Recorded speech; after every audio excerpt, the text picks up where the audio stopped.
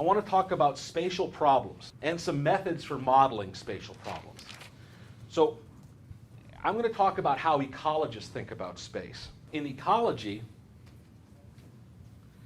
you know, the key thing that I'd like to convey is that different conceptualizations about space point to different methodologies that we might want to employ to study questions using those conceptualizations.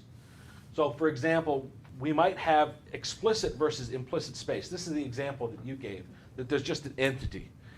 If that's what we're considering about, that opens up certain doors to us. But if we are thinking about space in an explicit way, where there's an actual coordinate system, we need a different set of tools. Okay? Another way of attacking the problem is what are called patch models in ecology. You can have one patch which has certain characteristics to it, and then there's stuff outside the patch which has different characteristics. And trying to build the model in that way gives us some insight into structuring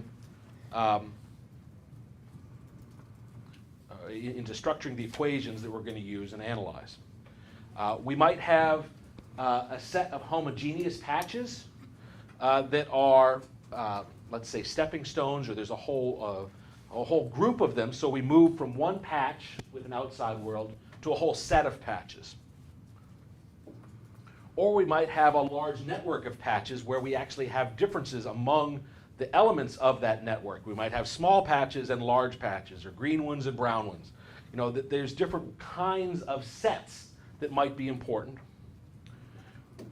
all within the idea of a patchy structure to space. And lastly, we might have a region that's not patchy in any way, but rather it's dominated by gradients. Okay, so it's more of a continuum, and we're going to think about changes in characteristics across different elements of, or different locations within that, that landscape, that large region, by virtue of gradients. Gradients of wetness, gradients of sunshine, gradients of temperature or elevation.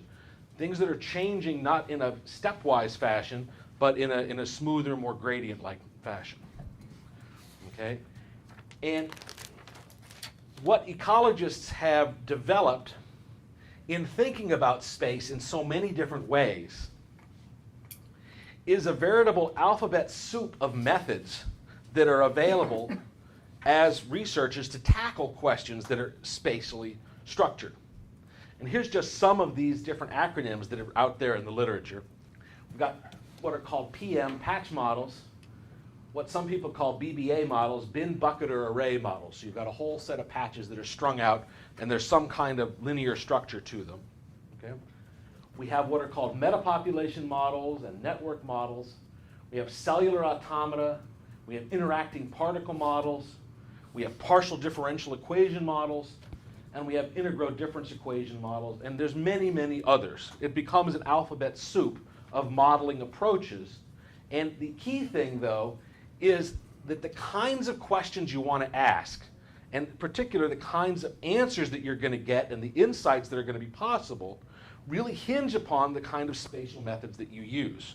So if you're thinking about the world as a single patch with an outside, you can get certain kinds of answers, you can ask certain questions, but you're not going to get the same, you're going to get, it's not going to be useful if your question is about some network dynamic, okay?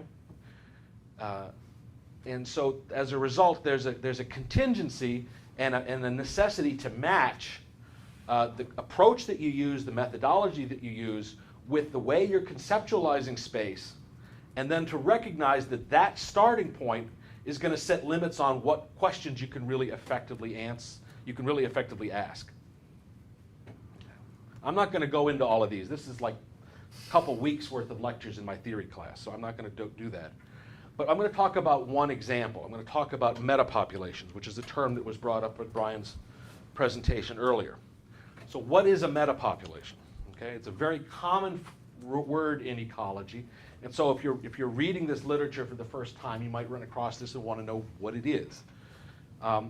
The idea really is it's a buzzword. It's a buzzword that's used to describe a wide variety of spatially structured populations. You want to think of a landscape, whether it's an anthropological landscape or sociological landscape or an ecological landscape, then that landscape is broken up into patches. Each of those patches might obey local population dynamics. You could have geometric population growth, you could have alley effects, you could have density dependence. Those kinds of effects are taking place locally on each of those patches within that metapopulation. The complicating factor in a metapopulation is that those patches are no longer in isolation with one another. They're now linked together by movement. Individuals are moving from one patch to another, or seeds are being dispersed. Okay? And that movement complicates the situation tremendously because we now have a network operating, and we have to think about the dynamics at two scales, the local patch scale and the scale of the metapopulation, the network. And so what we're doing here is we're moving from local population dynamics, the simple kinds of mathematics that I showed you earlier, to whole sets of populations that are linked together. And the idea in a metapopulation approach is that it has some advantages. Just like I was talking about the work with Olaf on the fishery stocks, we are interested in leveraging the hierarchical structure of the landscape. We ask different questions about the network than we do of the individual patch. Okay? You represent the larger scale spatial dynamics using the metapopulation framework. It allows you to focus on patch states, let's say occupied versus empty, and it allows us to focus on abstraction because we can't possibly keep all the details from the lower level.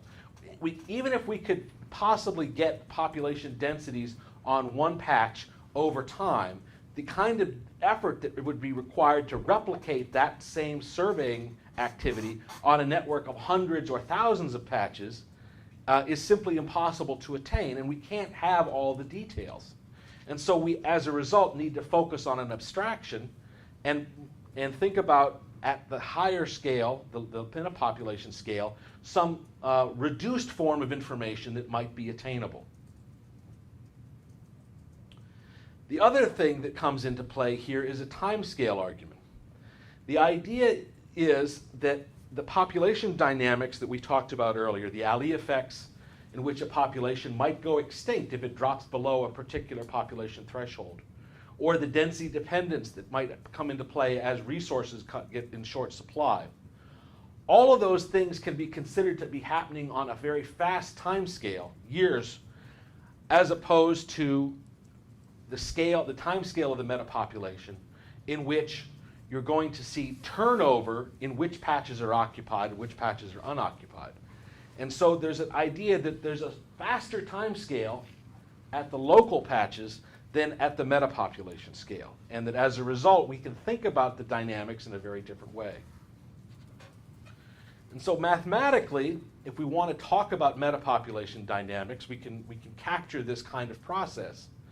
And here I'm moving to differential equations because this is a standard framework for thinking about metapopulation dynamics.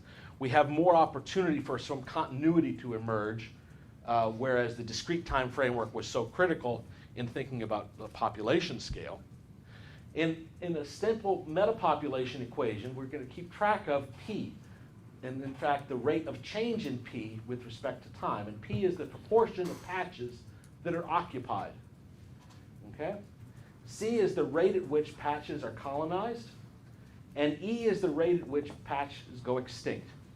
And so this is our equation structure up here. This term governs the colonization of new patches, and this term governs the extinction of existing patches. Mathematically, we can set this left-hand side equal to 0. We can solve for an equilibrium, and we can find that there's a balance represented here, an equilibrium if P star is equal to 1 minus E over C. That is called the equilibrium fraction of patches that are occupied in this system. So if the metapopulation has an equilibrium at P star, okay, a stable equilibrium means that if P star is moved away, if P, the fraction of patches occupied, is moved away from that P star, it will return. It's like this resiliency idea. It'll bounce back. And if the equilibrium is stable, it will be drawn back to that stable value. If it's unstable, once you have a small perturbation away, that perturbation will grow and it won't return to that equilibrium. Okay. So this is a stable equilibrium. Okay.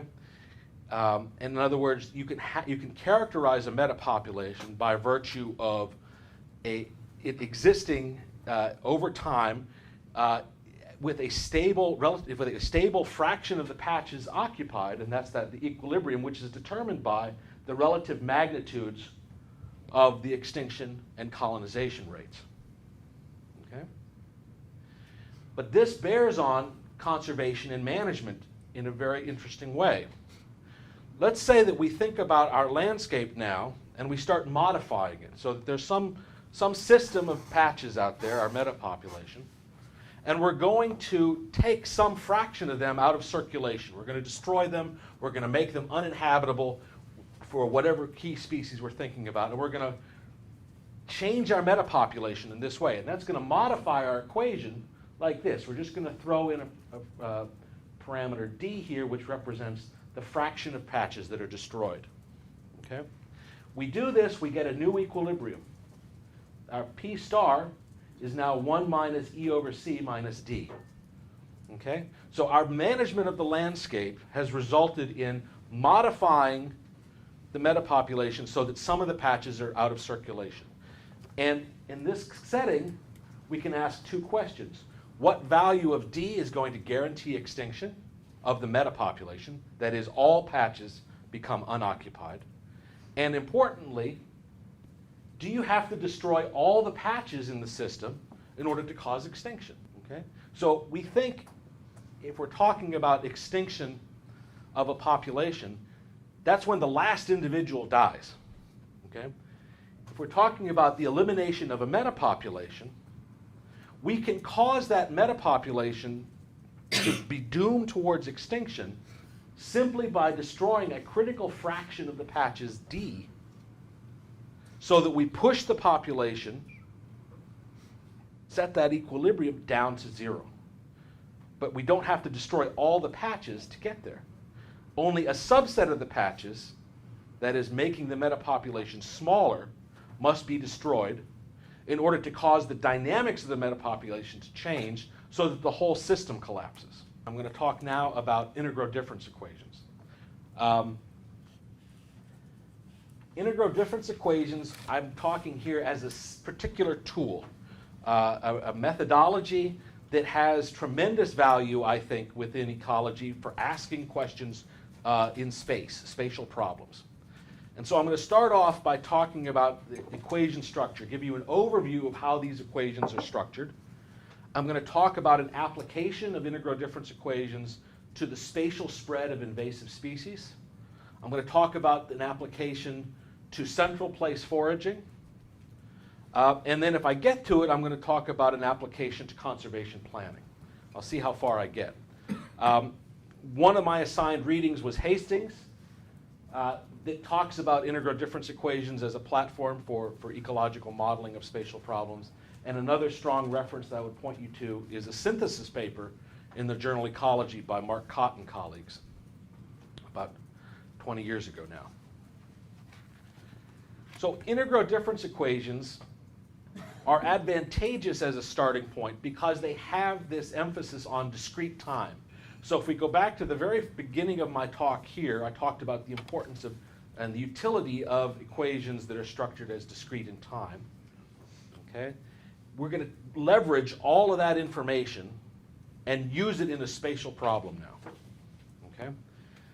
The difference, though, is that the integrodifference equations allow us to consider space in a continuous fashion. Okay? So we have a discrete time setup, but we have continuous space. And space is going to be represented as domain omega.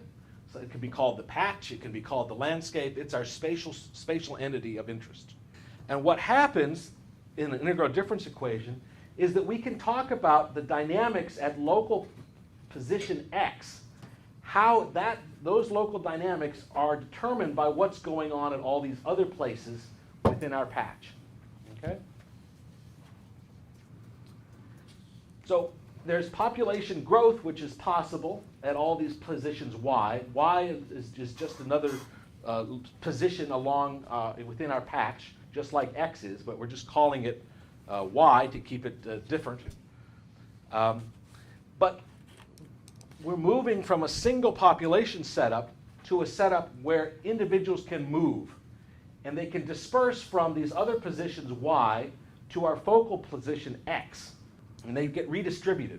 They can wander there by themselves, they can get blown there as seeds, they could get carried there as a louse on the back of a bird. There's many different mechanisms by which you can have this redistribution taking place.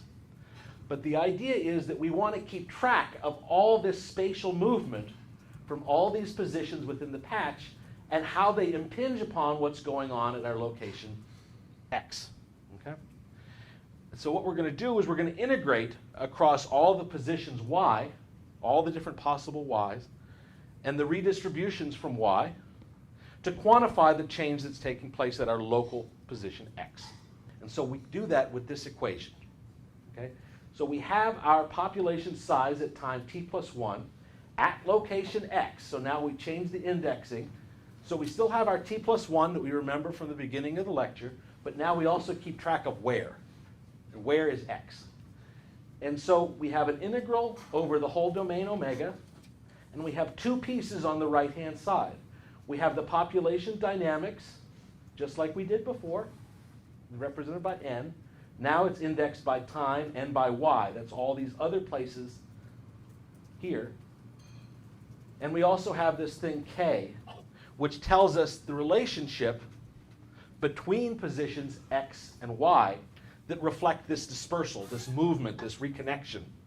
And so our equation looks complicated, but all we've done is to throw in this piece here to represent our spatial structure for the population that allows us to move from a single population to a whole landscape and start thinking about the way that movement is going to influence our dynamics. And it turns out that the dynamics depend sensitively on the form of this dispersal kernel k.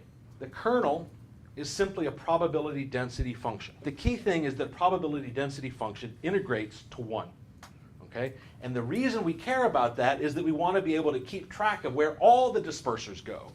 We don't want to create any new ones. We don't want any to get lost into the ether. We have to have a dispersal kernel, and that kernel has to be a probability density function, and it has to integrate to 1. Okay? So we have to keep track of all the different movers. It is used in different ways. You can use it in demographic models where it means something different, but in these models we're talking about movement and dispersal. Okay? So kernel in this case is all movement and dispersal. And so here's some examples of what a kernel would look like. Okay? And so in this case, I'm going to talk about a foraging pattern. Okay?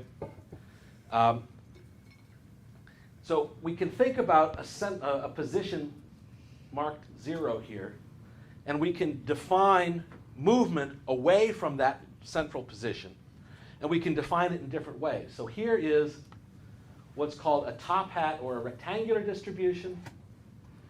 In other words, that you go out to some dispersal threshold, and that within that distance, the density of colonists is exactly the same. But beyond that distance, nobody moves.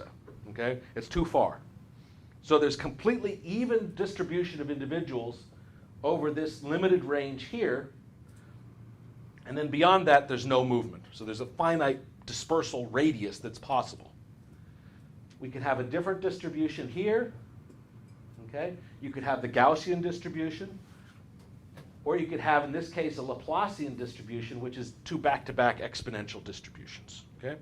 And the idea is that these different kinds of dispersal kernels, these different shapes, they come about by virtue of different physical processes. Wind dispersed seeds are going to have one particular kernel shape. Seeds that get picked up and carried by ants are going to have a different dispersal kernel shape. Animals that wander by themselves are going to have yet another. And so you have different kinds of shapes that can correspond to different mechanisms of movement. Okay? And we can use these different shapes to test ideas about how spatial problems will work out in the context of these integrodifference equations. So there's a lot of interest in one of the great flexibilities of integrodifference equations is that you can use them to study problems like river networks or water flow. And you, for example, would have a biased movement in the downstream direction and not as much in the upstream direction because you've got this pushing force, the current moving them downstream. Exactly, that's a great example. Wind works the same way. You can have biased movement in the direction of the wind. So what are the advantages of this kind of an approach? Okay, well, these are some of them. There's many. Okay, you've got this discrete time structure, it's annual structure, that provides a good match to ecological and, in fact, socio-environmental data, like I talked about earlier. We're starting from a well-understood population dynamics platform, but allowing us to throw in additional complexity. So all the understanding that we have from the discrete time models introduced earlier carries over here, but now we get to throw in some extra complexities. Very importantly, it's possible to get statistically estimable parameterizations. We might be able to go out and actually characterize these dispersal kernels. Okay? Many of the integrodifference equations are analytically tractable, which means that we can get a solution that can be expressed in terms of parameters instead of having to do thousands and thousands of computer simulations. Okay? And the last two things are important because it means that we can recruit a whole bunch of other people to work on these problems. Okay? They have interesting mathematical properties. And so there's a very, a cottage industry of mathematicians that have suddenly gotten interested in these things because they can dig into the dynamics of these discrete time systems that are much more approachable than, say, partial differential equations might be, where you can say very limited things about the dynamics. And so there's a strong interest on the part of mathematicians and theorists in working with these kinds of models. So having built a model of this kind, what kinds of questions can we ask of it? When might we want to use this kind of model? Well, we can ask, how fast will a species spread through a landscape? If it's an invasive species, we can characterize how quickly it's going to spread. We can use this kind of modeling framework to ask about what's called central place foraging. So if you have an individual that lives at some home base, how does that constant movement out and back from that home base influence resources and population dynamics of the foragers? And we can also ask what happens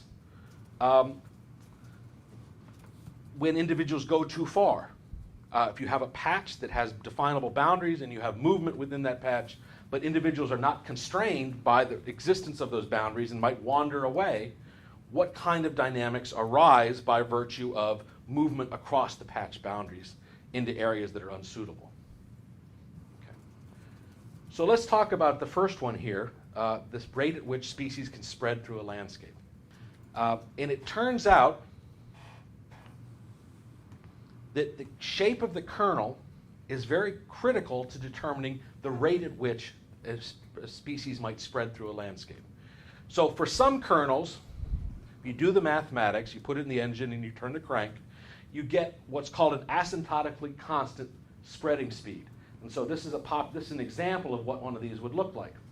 So each of these curves represents a different snapshot in time, and you can see that the shape of the curve stays the same and the gap between the successive years, which each of the different curves represents at different years, the shape of the spacing stays the same. These are three different models that yield asymptotically constant spreading speeds. So in other words, from one year to the next, we can expect the population to expand by the same radius. But in integrodifference equations, you get something possible that doesn't happen in other kinds of models of invasive species. You get what is possible, what's referred to as accelerated spread. And this happens in situations where you have heavy-tailed kernels. So in other words, if you have a substantial fraction of your population density spread out on those tails, far away from the center of mass, okay? You don't have a Gaussian curve anymore. You now have more probability of moving long distances than you would see in that situation. if you have a heavy-tailed kernel where you've got that probability density far out away from the center, you can get an accelerating rate of spread. What that means is that if each of these curves is now a snapshot in time, we can see that over time we get bigger and bigger gaps because the spread is getting larger and larger as time progresses. The spread is getting faster and faster as time goes on. It's no longer spreading at a constant rate. Okay? So let's think about this in the context of biological control for a minute. We can think about a situation in which we've got a pest species which is spreading through a landscape, and we want to invoke some kind of control measure to try to limit that. So we have a pest which is spreading, and we can characterize the impact of that pest in terms of the total area that it's affected, and we can characterize it in terms of the rate of spread of that pest into the landscape. In the context of managing this thing, we have some options available to us. We can try to invoke something called spatial control, which means that we can try to counter the spread of that pest in some way. We might, for example, release some control agent to knock it back, okay? Or we might do some kind of physical management, but we want to know where to deploy the human resources to undertake those management activities. So how would the control agents be released? Where do we do that? How do we approach the problem? Well, we could put the control agents in areas of high damage, or we could go after the new outbreak areas. But in all cases, we're trying to capture this difference between how much of the infested landscape is controlled by our biological control agent versus the rate of spread of the pest species out from that area. And so we have a graph like this that tells us how the pest is spreading through the landscape as a function of time. So from a theoretical perspective, this is an interesting problem because we want to know how we can design a system, what's it going to take to stop the spread of that pest species. And so we can build a model that involves, that has the capability of spatial spread, and then explore management alternatives within the context of modifications to that model.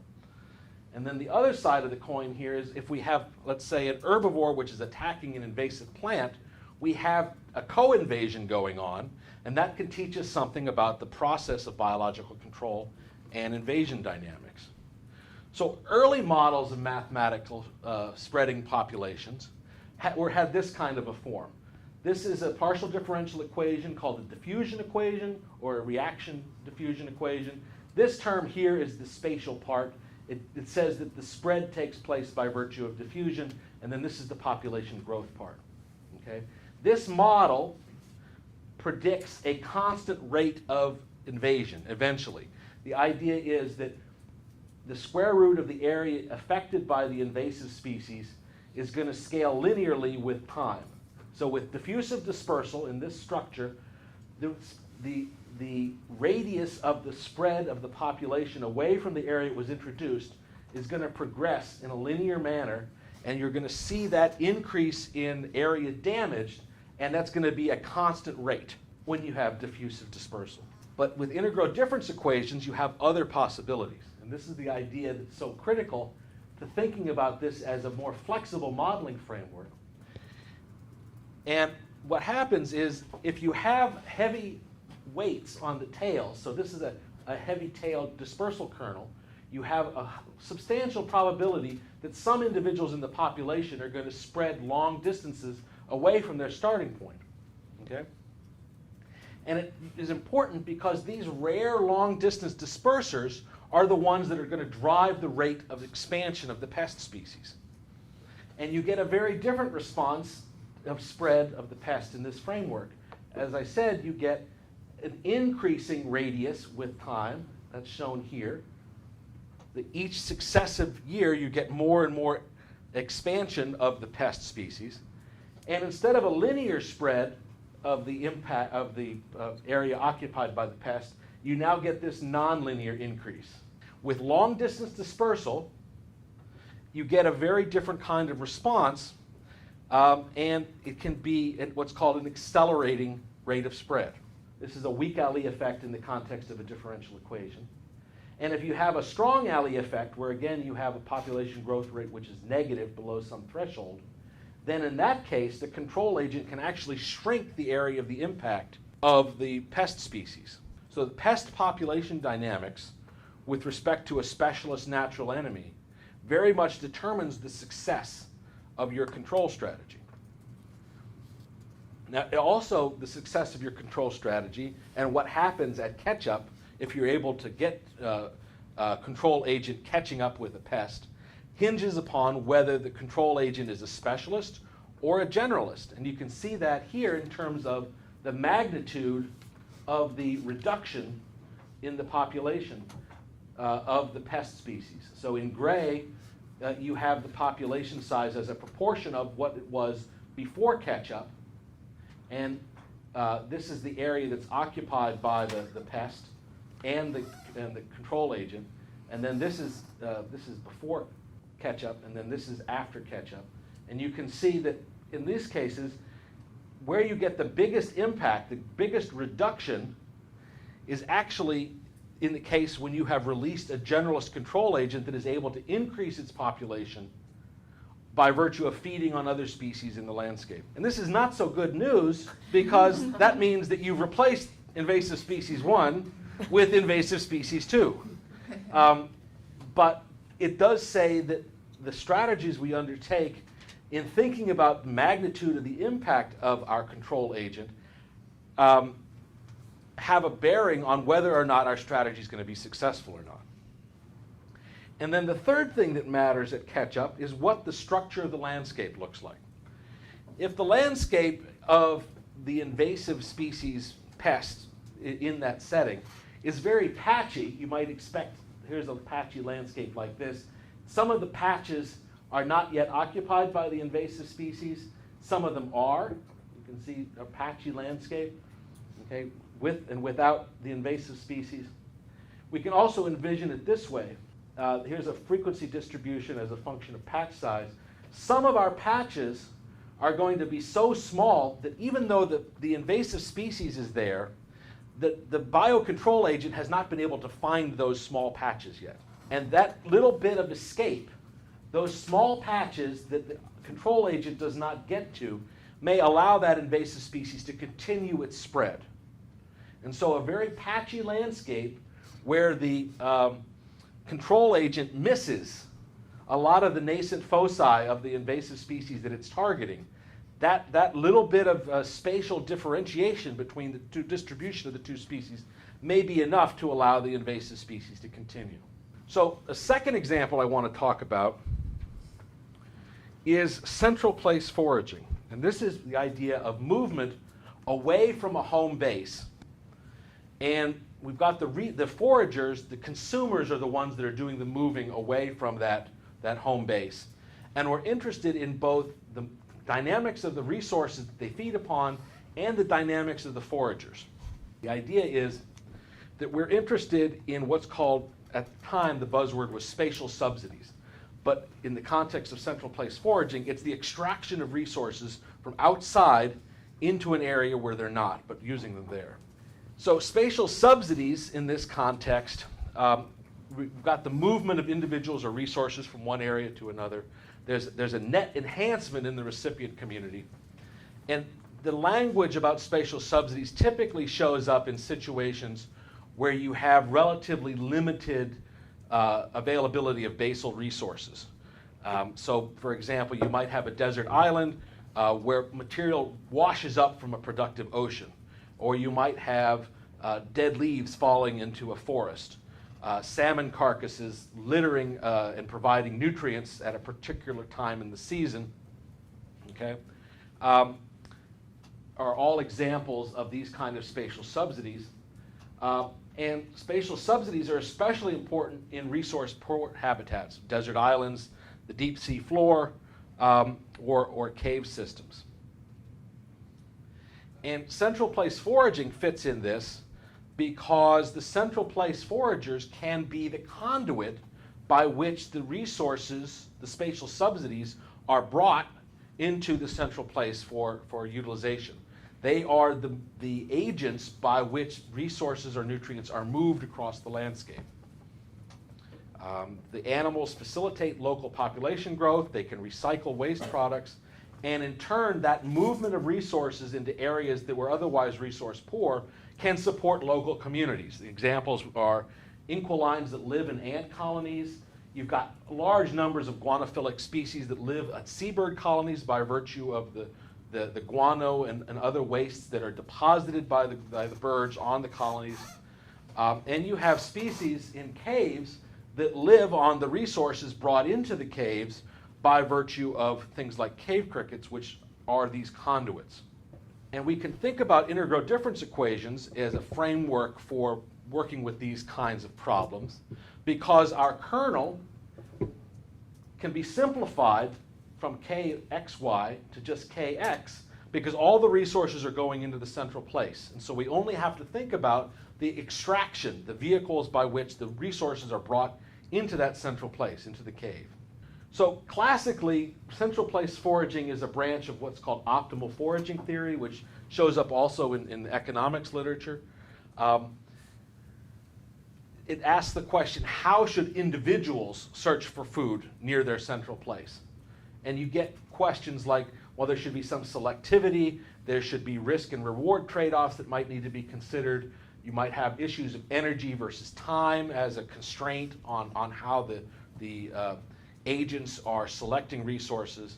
But I'm going to talk, instead of individuals, I'm going to talk about populations. And we're going to use the integrodifference equation framework as a vehicle for looking at population level approach to central place foraging in caves. And so our biological setup graphically looks like this. And again, I'm a theorist, so this is the best I can do. But the idea is that you've got a cave and you've got a landscape on the surface where the resources are distributed. And the crickets come out of the cave at night and they distribute themselves across the surface of the ground, away from the cave, and they pick up everything they can eat and they bring it back to the cave. And then once resources get brought back into the cave, it influences the cave cricket population. They reproduce, they lay eggs, and there's a whole biota of species inside the cave that feed on cave cricket eggs and also feed on cave cricket carcasses and cricket feces.